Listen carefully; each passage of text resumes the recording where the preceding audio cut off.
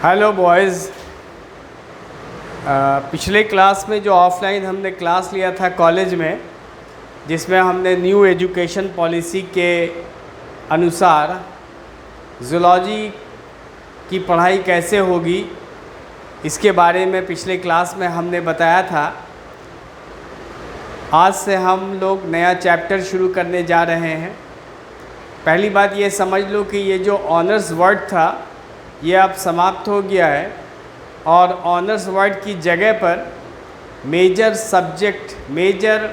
Course subject word use किया जाएगा, और जो सब्सिडियरी वर्ड था उसके लिए minor course subject word use किया जाएगा।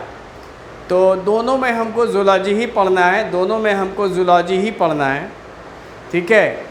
आज ज़ूलॉजी का थोड़ा सा इंट्रोडक्शन हम लोग देंगे और देखेंगे कि इसमें हम लोगों को क्या क्या पढ़ना है, हम लोगों के सिलेबस में क्या है, और अगर समय मिला तो एक आध चैप्टर शुरू भी कर देंगे।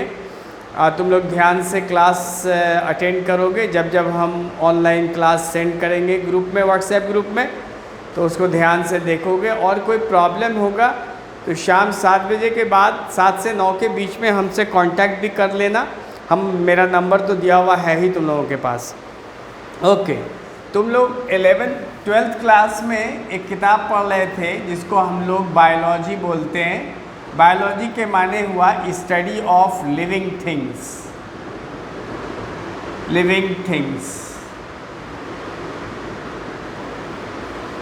थिंग्स के स्टडी को, सजीव वस्तु के अध्ययन को बायोलॉजी कहा जाता है। ये लिविंग थिंग्स कितने प्रकार का है इस धरती पर? सबसे पहले कैरोलस लिनियस ने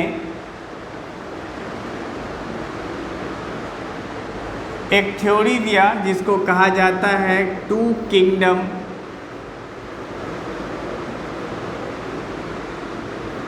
क्लासिफिकेशन। लिविंग थिंग्स कितना है धरती पर, ये सबसे पहले कैरोलस लिनियस ने बताया। उसने कहा कि 2 ही प्रकार का है।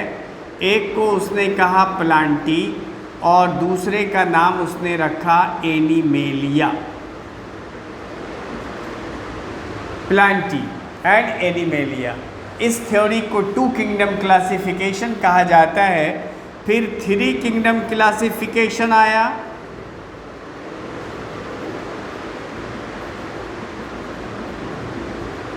फिर 4 किंगडम क्लासिफिकेशन आया, और फिर 5 किंगडम क्लासिफिकेशन आया। और इस थ्योरी के देने वाले साइंटिस्ट का नाम है आर विटेकर। 1969 में उसने ये थ्योरी दिया 5 किंगडम क्लासिफिकेशन। उसमें पहले ग्रुप का नाम उसने रखा मोनेरा, दूसरे का नाम रखा प्रोटिस्टा, तीसरे का नाम रखा उसने फंगाई, चौथे का नाम रखा उसने प्लांटी, और 5वें का नाम रखा एनिमेलिया। मोनेरा के अंतर्गत बैक्टीरिया आता है। ये माइक्रो ऑर्गेनिज्म है। हज़ारों लाखों प्रकार के बैक्टीरिया इस धरती पर पाए जाते हैं। उसमें से कुछ बैक्टीरिया यूज़फुल होता है, कुछ हार्मफुल होता है, और कुछ न्यूट्रल होता है। बैक्टीरिया अलग ग्रुप हो गया, मोनेरा के अंतर्गत इसको रखा गया। प्रोटिस्टा के अंतर्गत यूनिसेलुलर प्लांट और यूनिसेलुलर एनिमल को रखा गया। Unicellular plants and unicellular animals, अर्थात एक सेल का पूरा पौधा और एक सेल का पूरा एनिमल, जंतु। फंगाई, जो देखने से which appear like plant but feed like animals. Mushroom आपने देखा, एगेरिकस देखा आपने,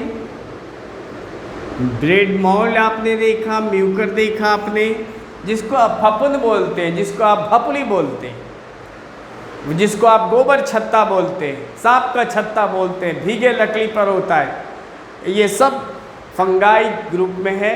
देखने से पौधे की तरह है और भोजन ग्रहण करता है एनिमल के समान। प्लांटी माने प्लांट्स, जो आप समझ रहे हैं, प्लांट्स किसको कहा जाता है? The living things which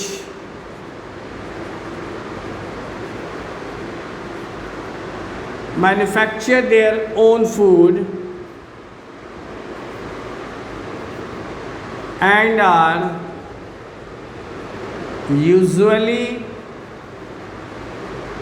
green in color. Plants पेड़ पौधा, पेड़ पौधे का डेफिनेशन, हम लोग साइंस के स्टूडेंट हैं, हम लोग हर चीज़ का डेफिनेशन पढ़ते हैं, परिभाषा समझते हैं। प्लांट माने वो पेड़ पौधा, पेड़ पौधे का माने घास फूस, घास फूस के माने वही जो गमले में लगा हुआ है, इससे काम नहीं चलने वाला। उसका जो डेफिनेशन है, जो परिभाषा है, वो समझना होगा। प्लांट्स उस सजीव वस्तु को कहा जाता है जो अपने भोजन का निर्माण स्वयं करता है। आपको पता है कि प्लांट्स नीचे से, धरती से रूट्स के द्वारा जल एब्जॉर्ब करता है, वाटर एब्जॉर्ब करता है और एटमॉस्फेयर से कार्बन डाइऑक्साइड लेता है और इस H2O और CO2 के बीच में सूर्य प्रकाश की उपस्थिति में एक रिएक्शन होता है जिसको हम लोग बोलते हैं फोटोसिंथेसिस, और उसमें प्लांट का फूड का फॉर्मेशन होता है, that is C6H12O6, that is starch, that is the food of plant. तो प्लांट उसी को बोलते हैं which are usually green in colour.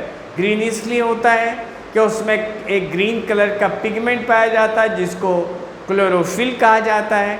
तो ये है प्लांट्स की परिभाषा।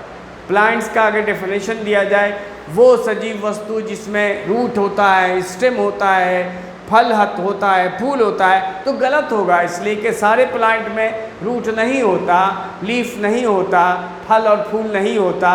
आपने देखा एल्गी को, जहाँ पर पानी गिरता है ग्रीन कलर का कुछ हो जाता है, पौधा है वो एल्गी कहलाता है, शैवाल हिंदी में कहते हैं उसको। वो बिल्कुल पानी वाले एरिया में होता है एल्गी, ना उसमें रूट होता है, ना इसमें स्टेम होता है, ना उसमें लीफ होता है, फिर भी प्लांट है। अगर वो डेफिनेशन बोलते तो गलत हो जाता। इसलिए प्लांट्स का जो सही डेफिनेशन है, वह सजीव वस्तु जो अपने भोजन का निर्माण स्वयं करता है और प्रायः हरे रंग का होता है। Next, animalia. एनिमेलिया माने एनिमल्स, वो सजीव वस्तु, the living things which depend directly or indirectly on plants for their food, जो अपने भोजन के लिए प्रत्यक्ष या अप्रत्यक्ष रूप से प्लांट्स पर निर्भर करता, उसको हम लोग एनिमल्स कहते हैं। तो ये जो क्लासिफिकेशन आप देख रहे हैं, that is 5 kingdom classification. It was given by R. Whittaker in 1969 and the kingdoms are, the first kingdom is Monera, जिसके अंतर्गत डिफरेंट टाइप्स ऑफ बैक्टीरिया आते हैं। ये माइक्रो ऑर्गेनिज्म है, इसको हम अपनी खुली आंखों से नहीं देख सकते, इसको देखने के लिए हमको माइक्रोस्कोप की आवश्यकता होती है। ये हर जगह पाया जाता है, धरती के गहराई में, समुद्र के गहराई में, पर्वत की ऊंचाई पर, और एक्सट्रीम कंडीशन में, हॉट वाटर स्ट्रीम में, जहाँ टेम्परेचर 100 डिग्री सेल्सियस से भी अधिक है, वहाँ भी थर्मोफिलस बैक्टीरिया पाया जाता है। बैक्टीरिया वायु में, जल में, भोजन में, हर जगह तो है ही, मिट्टी में हर जगह तो है ही, लेकिन एक्सट्रीम कंडीशन में जहाँ अन्य जीवन की कल्पना नहीं की जा सकती, वहाँ भी बैक्टीरिया पाया जाता है। बैक्टीरिया, ये मोनेरा का एग्जाम्पल हो गया।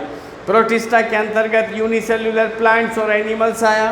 फंगाई के अंतर्गत बहुत सारा कवक, जिसको आप हिंदी में बोलते हैं, जिसको फफूंद बोलते हैं, जिसको भपली बोलते हैं। जब अचार में पानी, चम्मच वाला पानी चला जाता है चम्मच के साथ, तो उसमें भपली लग जाता है।